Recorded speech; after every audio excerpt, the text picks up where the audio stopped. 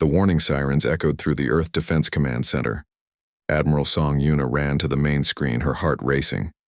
Something massive was appearing near Jupiter, something that made her sensors go crazy. "What is it?" she asked her officer. "Unknown, Admiral. It's huge and it appeared from nowhere." Yuna stared at the screen. The object was getting bigger as it moved toward Earth. It looked like a ship, but not like any ship she had ever seen. The metal was strange, almost alive, and it glowed with a soft blue light. "Get me the data from 15 years ago," she ordered. Her officer typed quickly. "Admiral, the shape matches the UES Endeavour." Yuna felt cold. The Endeavour had been Earth's first deep spaceship. It had vanished with all hands during a mission to explore beyond known space. Captain Lee Hyun and his crew of 200 people had been declared dead. "That's impossible," she whispered. The ship was now close enough to see clearly. It was 3 times bigger than the original Endeavour. The hull was made of materials that seemed to shift and change color. Energy patterns moved across its surface like living things. "Admiral, they're sending a message." The main screen changed. A man's face appeared. Yuna recognized him immediately, even though he looked different. It was Captain Lee Hyun, but his eyes now glowed with a strange inner light. His skin looked perfect, almost too smooth. "Admiral Song," Hyun said with a calm smile. "We need to talk." An hour later, Yuna sat across from Hyun in her ship's meeting room. She had brought her best security team, but they seemed nervous around the Endeavour crew. Dr. Park Mina sat next to Hyun. She looked young, maybe too young for someone who should be 15 years older. Commander Kim Tae stood by the wall, and Yuna noticed he moved like water, smooth and perfect. "You've been gone for 15 years, Yuna said. "We held funerals for you." "Time moves differently where we went," Hyun replied. "We traveled to a place called the Nexus. It exists between dimensions where space and time work by different rules." Dr. Mina leaned forward. "We met the architects. They are the remains of 12 civilizations that lived millions of years ago. They became something more than physical beings." "That sounds impossible," Yuna said. "Many things seem impossible until they happen," Hyun said. His eyes seemed to look right through her. "Admiral, Earth is in great danger. A force called the Vorthak Empire is coming. They have already destroyed 17 star systems." Yuna felt her blood turn cold. "How do you know this?" "The architects showed us. They have been watching the galaxy for millions of years. The Vorthak are not just conquerors. They are preparing the way for something much worse." Commander Kim stepped forward. "They will arrive in less than 6 months. 10,000 ships, each one capable of burning a planet to ash." 10,000? Yuna's voice was weak. "Earth's entire fleet has maybe 300 ships." "That's why we came back," Hyun said. "The architects taught us things. They changed us. We are still human, but we are more than we were." To prove his point, Dr. Mina picked up a tablet from the table. She touched it, and suddenly the screen filled with mathematical equations that hurt Yuna's eyes to look at. The equations solved themselves in seconds. "I just calculated the exact orbit of every planet in this system for the next 1,000 years, Mina said simply. "Before we left, that would have taken our best computers weeks." Engineer Choi Wook had been quiet until now. When he spoke, his voice sounded strange, like it came from everywhere at once. "Admiral, may I access your ship's computer?" "What?" "No, that's classified." Wook smiled and closed his eyes. Suddenly, every screen in the room lit up. Data flowed across them faster than any human could read. In 30 seconds, Wook had accessed systems that should have been impossible to break into. "Your main engine has a small crack in the third stabilizer," he said, opening his eyes. "It will fail in 47 days if not repaired. Your navigation computer has been running a background calculation error for 3 months. And your coffee maker in Section 7 needs new filters." Yuna stared at him. Everything he said was true. How could he know that? "We are not the same people who left Earth 15 years ago," Hyun said. "But we are still human. We still care about Earth and everyone on it. That's why we came back." "What do you want from us?" Yuna asked. Time to prepare, Hyun said. The Vorthak think humans are weak and primitive. They expect an easy victory. We're going to prove them wrong. Lieutenant Jeonhana spoke for the first time. When she did, Yuna felt the words inside her mind as much as heard them with her ears. Admiral, we know this is hard to believe. But we've seen what the Vorthak do to planets they conquer. Every living thing dies. Every city burns. They leave, nothing but ash and silence. The room was quiet for a long moment. Finally, Yuna spoke. What do you need? Permission to upgrade Earth's defenses, Hyun said, and volunteers for enhancement procedures. Enhancement? Dr. Mina nodded. We can share some of what we learned, but human minds need to be prepared. The knowledge is too much for unchanged brains to handle. Is it safe? Safer than facing the Vorthak without it, Commander Kim said. Admiral, in 2 days their scout ships will arrive early. You'll see what we can do. Yuna looked at each of them. They seemed human, but something deep inside told her they were much more. If I agree to this, what happens to humanity? Humanity survives, Hyun said simply, and maybe becomes something greater. 2 days later, Yuna stood on the bridge of her flagship, watching the outer sensors. 3 Vorthak scout ships had appeared at the edge of the solar system. They were massive, twice the size of Earth's largest warships. Admiral, her officer called out. The Endeavor is moving to intercept. On the screen, Yuna watched the impossible. The Endeavor simply vanished, then reappeared behind the Vorthak ships. Light erupted from its weapons, but it wasn't normal energy. The beams seemed to bend space itself. In less than 5 minutes, all 3 enemy ships were destroyed. The Endeavor hadn't taken a single hit. Hyun's voice came over the communication system. Admiral, the demonstration is complete. Are you ready to begin? Yuna looked at the burning remains of ships that should have been able to destroy her entire fleet. She thought about 10,000 more ships like them heading toward Earth. Yes, she said. We're ready. As the Endeavor returned to Earth, Yuna realized that everything was about to change. Humanity was about to evolve, whether it was ready or not. The only question was whether they would remain human when it was over. But watching the impossible happen before her eyes, she began to hope that maybe, just maybe, they could win. The meeting room in Geneva was filled with angry voices. Representatives from every nation on Earth argued loudly. Some called the Endeavor crew heroes. Others called them aliens in disguise. How do we know they're really human? Shouted the Russian delegate. They could be Vorthak spies. Admiral Song Yuna stood at the front of the room trying to keep order. For 3 days, Earth's leaders had been fighting about what to do. Some wanted to arrest the Endeavor crew. Others wanted to give them anything they asked for. The genetic test proved they're human, Yuna said for the 10th time. They're the same people who left Earth 15 years ago. But they're changed, said the Chinese representative. Changed beyond recognition. What if this is some alien trick? Dr. Park Mina had been sitting quietly at the side of the room. Now she stood up and walked to the center. The arguing stopped as everyone looked at her. You want proof we're human? She asked. Let me show you something.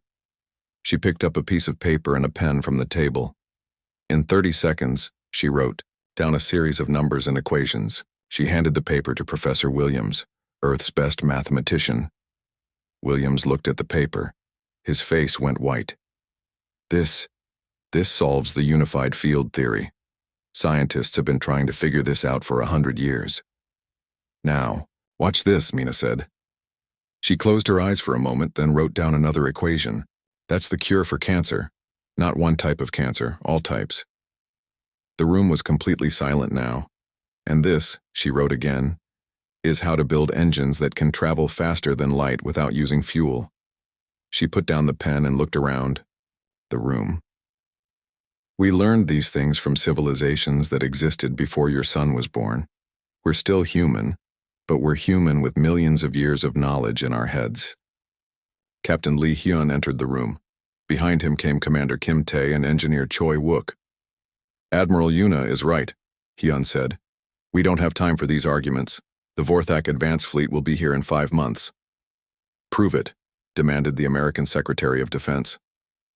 Show us these Vorthak ships. Kim Tae stepped forward. His eyes closed for a moment, then opened. 3 ships just entered the outer solar system. They'll reach Mars in 18 hours. Impossible. Our sensors would have detected them. Wook smiled. Your sensors aren't looking in the right dimensions. He touched his temple, and suddenly every screen in the room lit up. They showed space near Pluto, and 3 massive ships moving toward the inner planets. How did you access our satellite network? Someone shouted. I didn't access it, Wook said calmly. I became part of it. For 30 seconds I was connected to every computer on Earth. The delegates stared at the screens. The ships were clearly visible now, and they were huge. What do we do? Whispered the UN Secretary General. We fight, Hyun said. But first, we make you ready to fight. 6 hours later, Lieutenant Jeon Hana stood in a medical center in Switzerland. 50 volunteers had agreed to try the enhancement process. They were soldiers, scientists, and engineers from around the world. The process is safe, Hana explained to them. But it will change you. Your mind will work faster. You'll be able to connect with computers and other enhanced humans. Some of you might develop other abilities. The first volunteer was Colonel Martinez from Mexico. He lay down on the medical table while Dr. Mina prepared the enhancement device. It looked like a helmet covered in thin wires. Will it hurt? Martinez asked. For a few minutes, Mina said honestly. Then you'll feel more awake than you've ever felt in your life. The device activated. Martinez's body tensed for 30 seconds, then relaxed. When he opened his eyes, they had a slight glow to them. How do you feel? Mina asked. Martinez sat up slowly. I can hear radio signals, all of them, from all over the world. He looked at his hands, and I can solve equations in my head that I couldn't understand before. One by one, the other volunteers went through the process. Not everyone could handle it. About half of them enhanced successfully. The others remained normal humans, but that was expected. Meanwhile, Commander Kim Tae was working with Earth's military forces. In a training facility in Nevada, he showed them what enhanced humans could do in combat. Traditional fighting tactics won't work against the Vorthak, he explained to a group of generals. They're stronger and faster than normal humans. But we have advantages they don't expect. Kim closed his eyes and seemed to freeze for a moment. Then he moved. In less than 5 seconds, he had disarmed 6 soldiers and knocked them unconscious. No one had seen him move. Enhanced humans can predict attacks before they happen, he said as the soldiers got back up. We can see patterns in movement and thought that normal minds miss. He pointed to a target 1,000 meters away. Watch. Kim threw a simple metal ball. It curved in the air, bounced off 3 walls, and hit the target exactly in the center. Enhanced minds can calculate physics perfectly, he said. Every angle, every force, every possible outcome. The generals looked impressed but worried.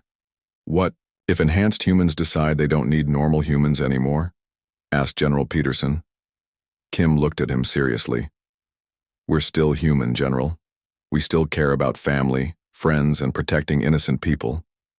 Enhancement doesn't change what we are inside. It just gives us better tools. Back in space, the 3 Vorthak ships had reached Mars. They began scanning the inner planets, preparing for the main invasion. They sent out robot probes toward Earth. On the Endeavour, engineer Choi Wook felt the probes the moment they entered Earth's gravity field. He was now connected to the ship's systems permanently. His consciousness lived in both his body and the ship's computer at the same time.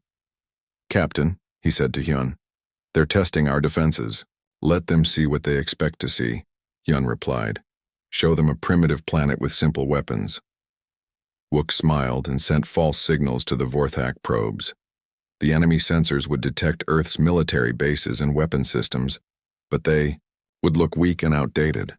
The probes would not detect the enhancement centers or the new technology being built in hidden facilities. They think we have nothing but nuclear missiles and metal ships, Wook reported. Perfect, Hyun said. Let them keep thinking that. Dr. Mina was in the main laboratory, working on something new. She was combining human technology with architect knowledge to create hybrid defense systems. The work was so complex that only enhanced minds could understand it. "Admiral Yuna," she called out. "Come look at this." Yuna approached the workbench. On it was a device the size of a basketball covered in patterns that seemed to move when she looked at them. "What is it?" "A shield generator," Mina explained. "But not like any shield you've seen. This one exists in multiple dimensions at the same time. Enemy weapons will pass right through it, but anything we want to protect will be safe." "How is that possible?" "Reality has layers," Mina said patiently. "Most people only see one layer. Enhanced minds can see all of them and work with all of them." She activated the device. The air around it shimmered, and Yuna felt strange, like she was looking at something that shouldn't exist. "Shoot at it," Mina said, handing her a laser pistol. Yuna fired. The laser beam hit the shimmer and simply disappeared. Where did it go? Nowhere. Everywhere. It exists, but not in this dimension. Mina turned off the device. "We're building thousands of these. The Vorthak won't know what hit them." That night, Lieutenant Jaeon Hana made contact with the captured Vorthak probe. Using her enhanced telepathic abilities, she connected with its computer systems. What she found surprised her. The probe's memory banks contained information about the Vorthak Empire. They weren't just conquerors, they were running from something that had destroyed their original homeworld and forced them to become nomads. "Captain," she reported to Hyun, "the Vorthak are afraid. They're not expanding their empire for glory. They're trying to stay ahead of something that's chasing them." Hyun frowned. "What's chasing them?" "The probe's memory is damaged, but I found fragments. They call it the Silence. It's something that destroys not just planets or species, but the very idea of life itself." This was new information. The architects had told them about the Vorthak, but not about what drove them. If the Vorthak were refugees, then the situation was more complicated than they thought. "Keep working on it," Hyun ordered. "We need to understand the whole picture." As Earth continued its transformation, the enhanced humans began to realize they were preparing for more than just a battle. They were preparing for a war that would decide the fate of all life in the galaxy. The Vorthak invasion was just the beginning. But the real test was still coming. The main Vorthak fleet was still weeks away, and the main Vorthak fleet arrived 6 weeks early, and it was larger than anyone had expected. 10,000 ships filled the space beyond Neptune, blocking out the stars. Each vessel was the size of a city, armed with weapons that could crack planets. Admiral Song Yuna stood in Earth's command center, watching the display with growing concern. The enhanced building around her hummed with nervous energy as it processed the threat data. "They're not following their usual pattern," she observed to Colonel Martinez. "This isn't a standard invasion formation." Captain Lee Hyun's voice came through the dimensional communication link. "They're desperate. Our peaceful contact with their advance fleet has them confused and angry." On the lead Vorthak ship, Overlord Krexthul paced the bridge like a caged predator. Half of his advance fleet had surrendered without firing a shot. His own warriors were asking questions about the strange peace they had felt. This had never happened before in Vorthak history. "Prepare the planet-killer weapons," he commanded his officers. "We will burn this world to ash and move on." His second-in-command, war leader Thexmal, hesitated. "Overlord, the advance fleet reports show these humans have capabilities we don't understand. Perhaps we should—" "Silence!" Krexthul's voice boomed across the bridge. "We are Vorthak. We take what we need and destroy what resists. These humans will learn that mercy is weakness." But as the Vorthak fleet moved toward Earth, they encountered the first of humanity's surprises. The space around Saturn suddenly came alive with defensive platforms that had been invisible until now. They rose from the planet's rings like flowers, of metal and energy. "Impossible," breathed Thexmal. "Our sensors detected nothing there." "They exist in multiple dimensions."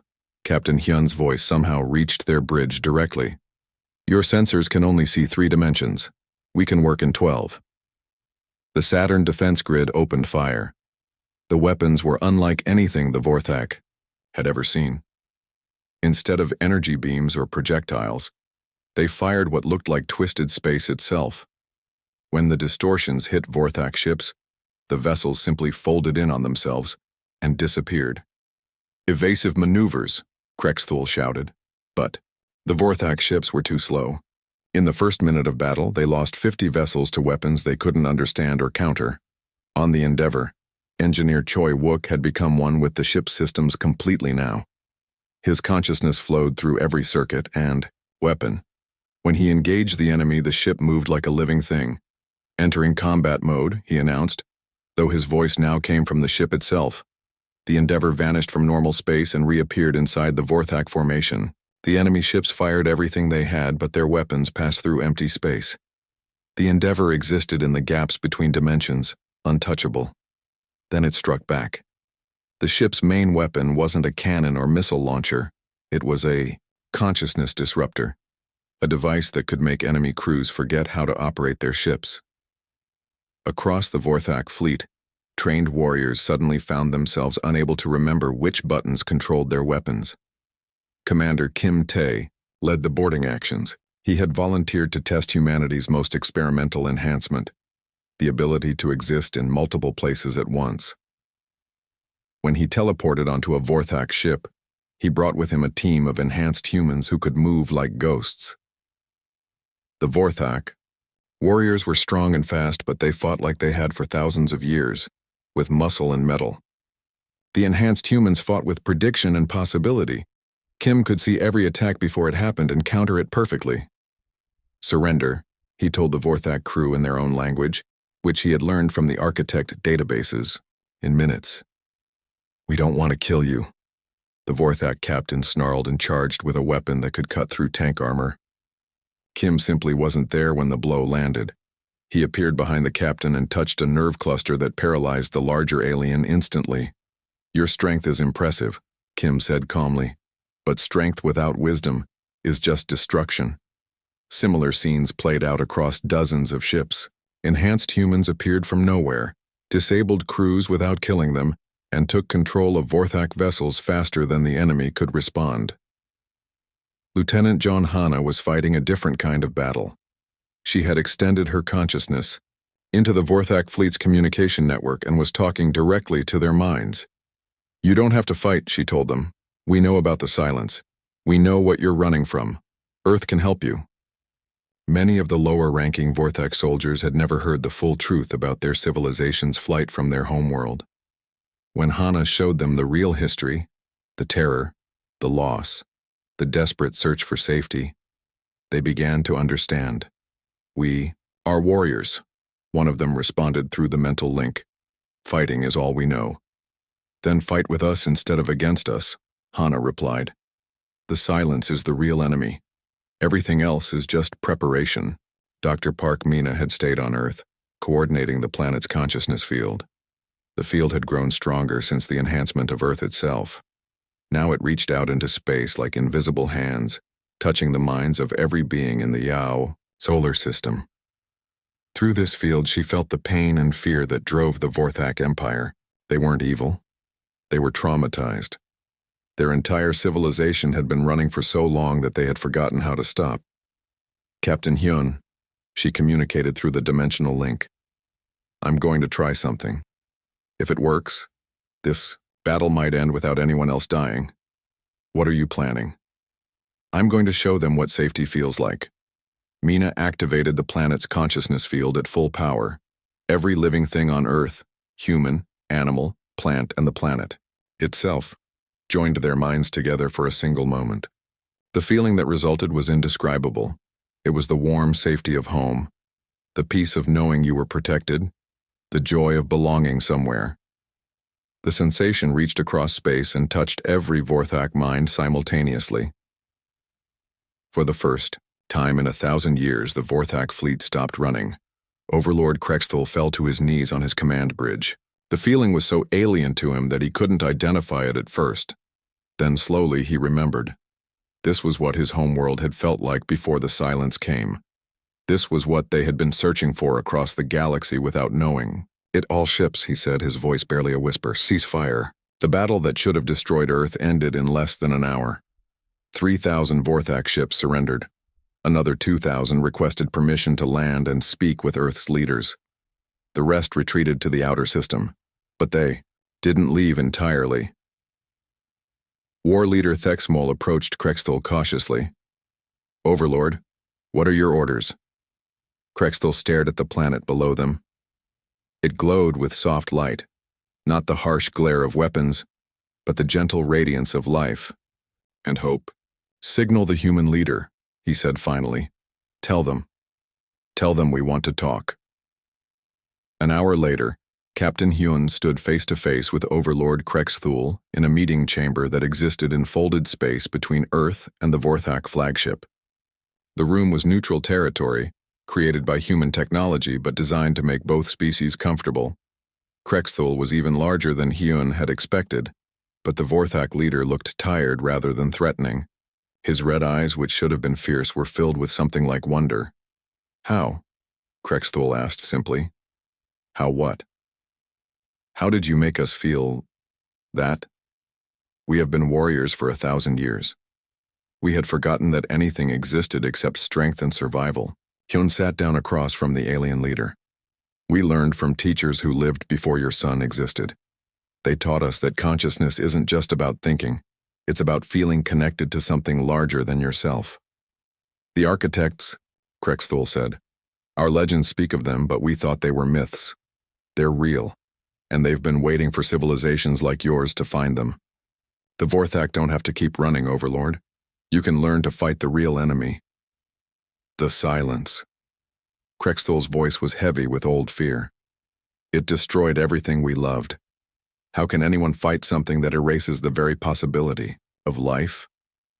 "Together," Hyun said simply. "Humans alone couldn't do it. Vorthak alone couldn't do it. But consciousness combined with consciousness, that might be enough." Dr. Mina materialized in the chamber, her enhanced form allowing her to exist in multiple dimensions simultaneously. "Overlord, I've been studying the data your ships carry about the silence. I think I understand how it works." She created a holographic display showing the galaxy. A dark area was spreading across one edge, moving slowly but steadily toward their region of space. "The silence doesn't destroy matter or energy," she explained. "It destroys information. It convinces the universe that complexity shouldn't exist. Life, consciousness, even the possibility of change. All of that becomes impossible wherever it passes." "Then how do we fight it?" "By becoming more complex than it can handle," Mina said. "By creating forms of consciousness so advanced and interconnected that they become part of the basic structure of reality itself." Krexthul looked from Hyun to Mina. "You're talking about evolution, not just of individuals, but of existence itself." "Exactly," Hyun said. "And we need your people to help us. The Vorthak have genetic." Earth looked different from space now. Where once there had been normal cities, strange structures grew like living things.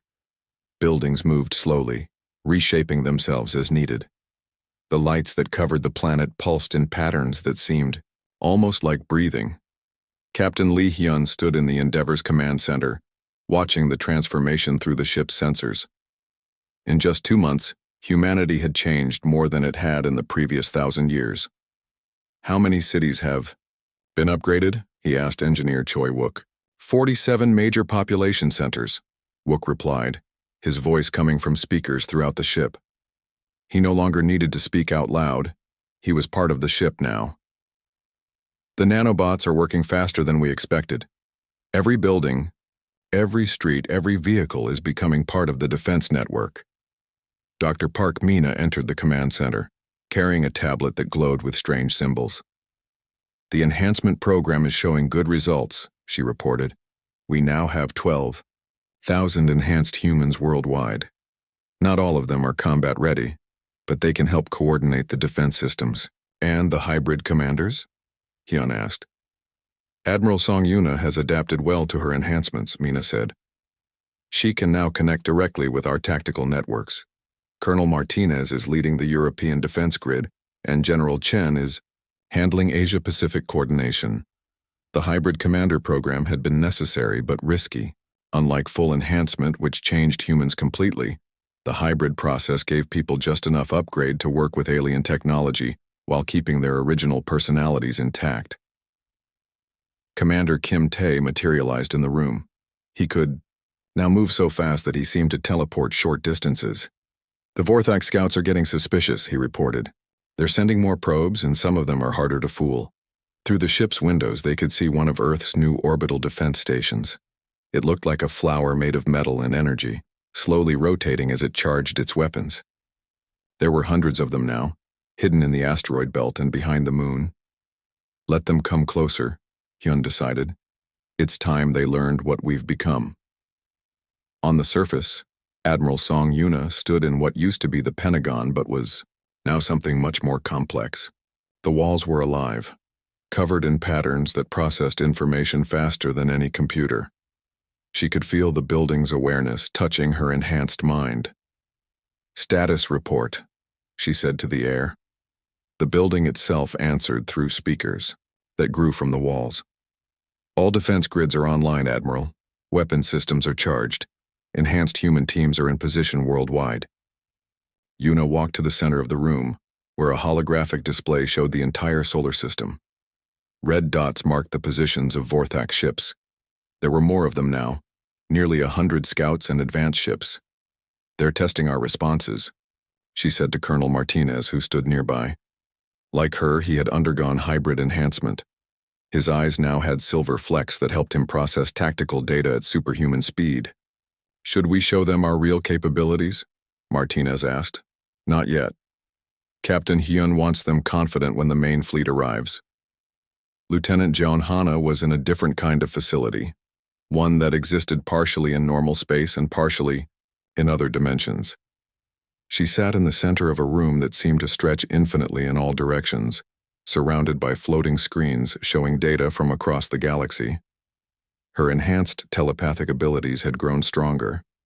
She could now touch the minds of beings thousands of light years away.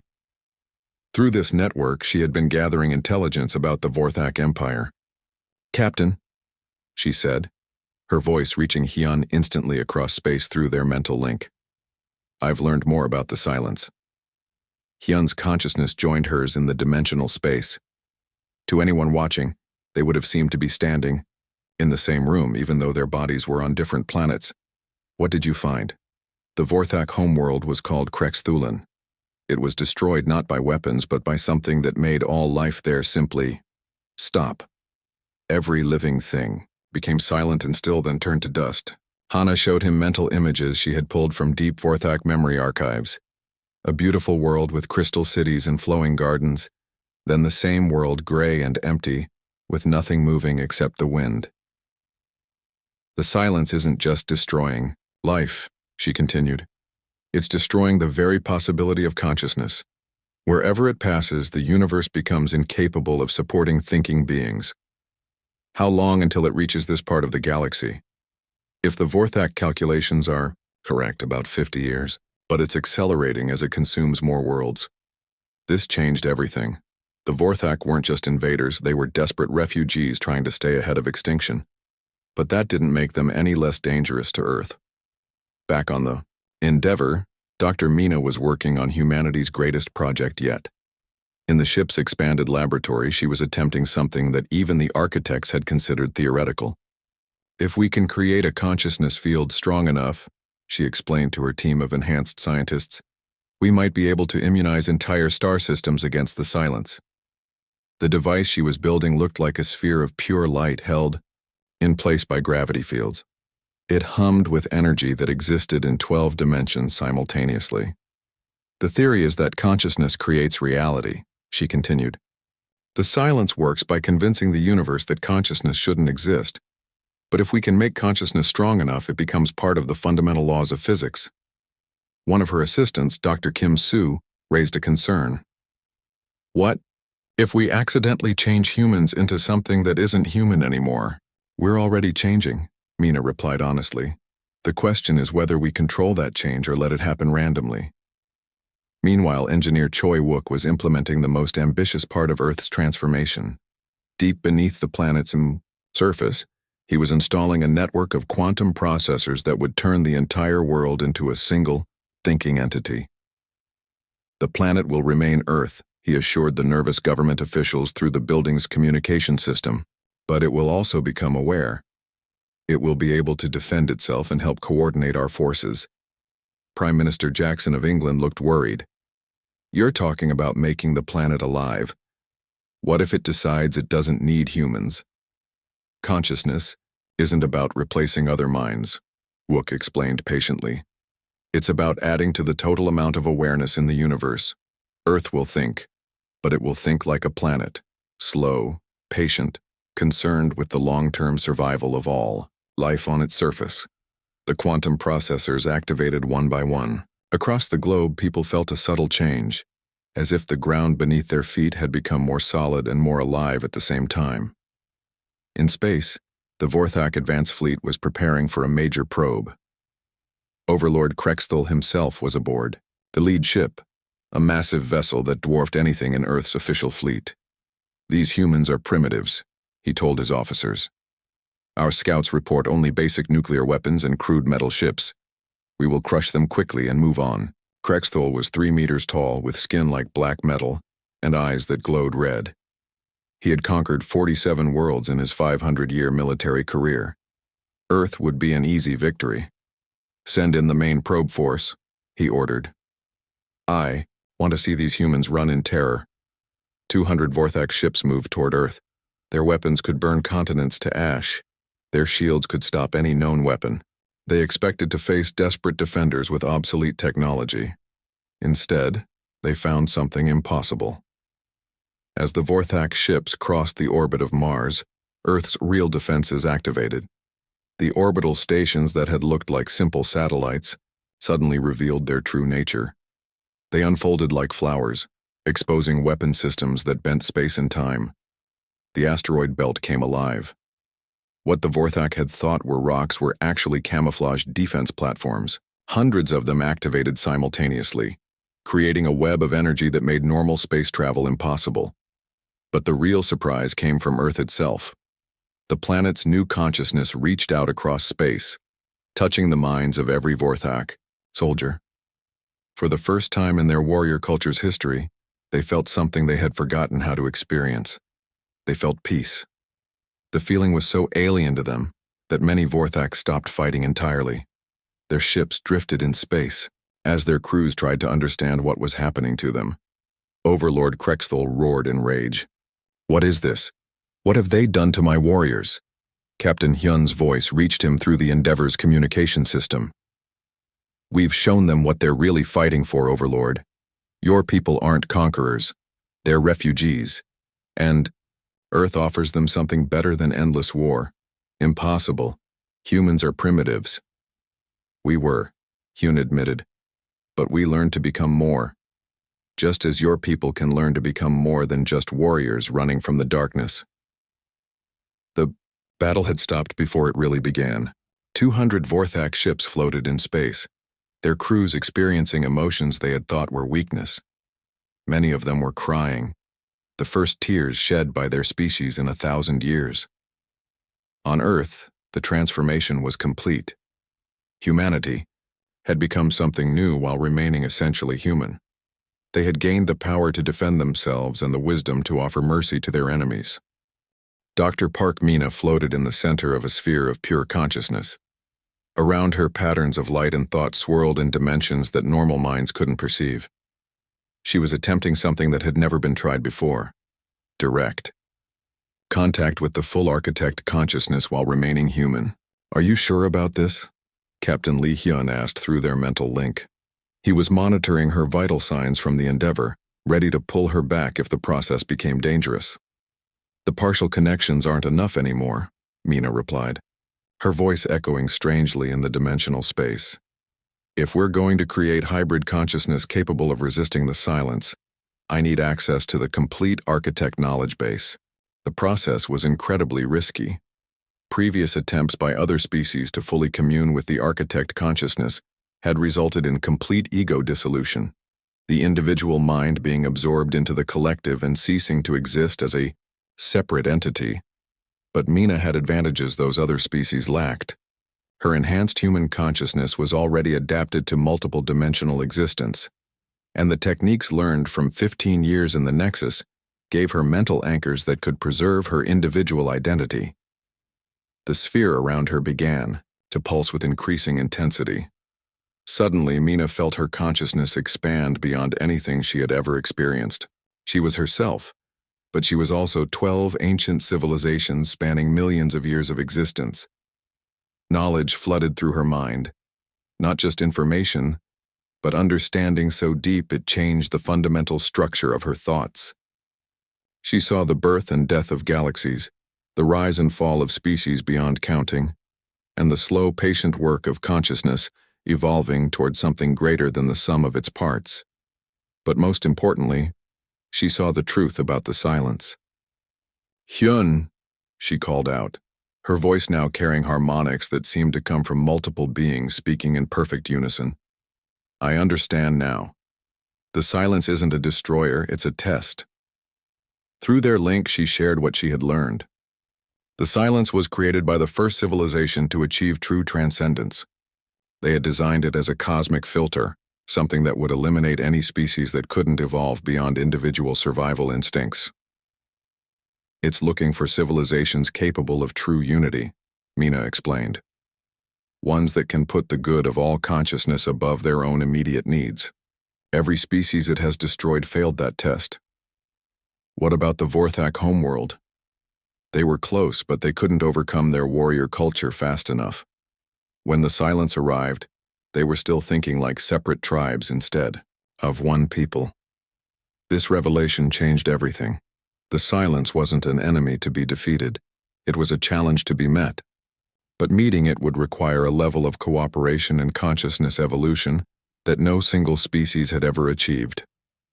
Meanwhile, Lieutenant Joan Hanna was deep in the Vorthak fleet, working on the most delicate part of their alliance. Many Vorthak warriors still couldn't accept the idea of cooperation with humans. Their culture had been built on strength and dominance for too long.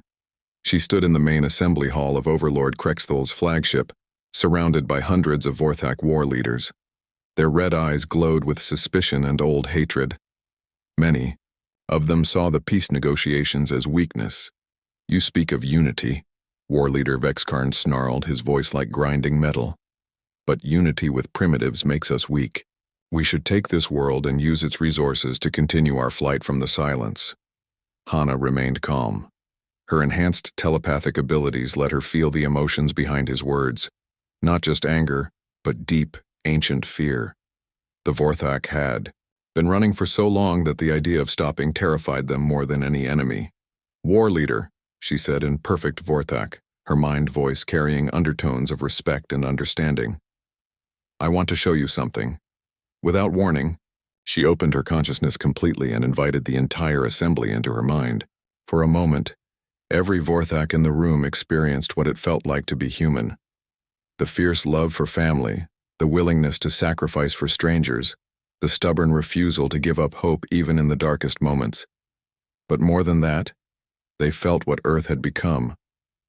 They experienced the planetary consciousness that embraced every living thing, the enhanced humans who had gained power, but used it to protect rather than dominate, and the possibility of a future where no one had to run from anything ever again.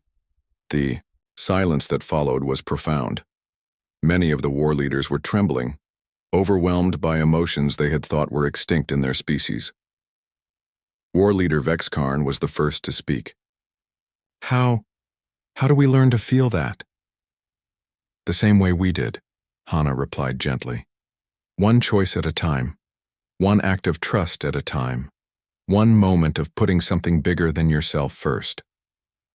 Back on Earth, Engineer Choi Wook was implementing the most ambitious part of the Human-Vorthak Alliance. In hidden facilities around the globe, he was creating hybrid consciousness interfaces that would allow beings from both species to merge their thinking temporarily. The technology was based on architect designs, but adapted for the specific neural patterns of humans and Vorthak. It would allow shared consciousness without destroying individual identity, something that had never been achieved between such different species. Admiral Song Yuna was one of the first volunteers for the hybrid interface testing. She lay on a biomechanical platform that looked like it was grown rather than built, while Wook prepared the connection to a volunteer Vorthak warrior named Thekrin. This might feel strange at first, Wook warned her. You'll be thinking with a mind that works very differently from yours. The interface activated. Suddenly, Yuna felt her consciousness expand to include awareness of Thekrin's thoughts. It was disorienting at first. The Vorthak mind was more direct and instinctual than human thinking, but also deeper in some ways, with connections to genetic memories going back thousands of years. But as they learned to work together, something amazing happened. The combined consciousness was more than the sum of its parts. Yuna's strategic thinking merged with Thekrin's warrior instincts to create tactical awareness beyond what either species could achieve alone. Remarkable, she said when the connection ended. It's like having a completely new sense. Commander, Kim Tae was leading a different kind of experiment. In the asteroid belt, he was training mixed units of enhanced humans and volunteer Vorthak warriors to fight as a single force. The initial training sessions had been disasters. Humans and Vorthak had completely different approaches to combat. Humans relied on prediction and adaptation, while Vorthak preferred overwhelming force and direct assault. But as the training continued, both species began to learn from each other. The Vorthak taught humans how to channel aggression constructively, while humans showed Vorthak how flexibility could be stronger than rigidity. Today we're going to try something new, Kim announced to his mixed squad. Instead of fighting as humans and Vorthak working together, I want you to fight as a new kind of being that is both and neither. The exercise involved defending a mock space station from simulated silence entities, ships that existed in negative space and could only be harmed by consciousness-based weapons. At first, the mixed squad struggled. The human members tried to outthink the enemy while the Vorthak members tried to overpower it. Neither approach worked against entities that existed outside normal reality. Then something clicked. The squad members stopped thinking of themselves as two species cooperating and started thinking of themselves as one new kind of consciousness.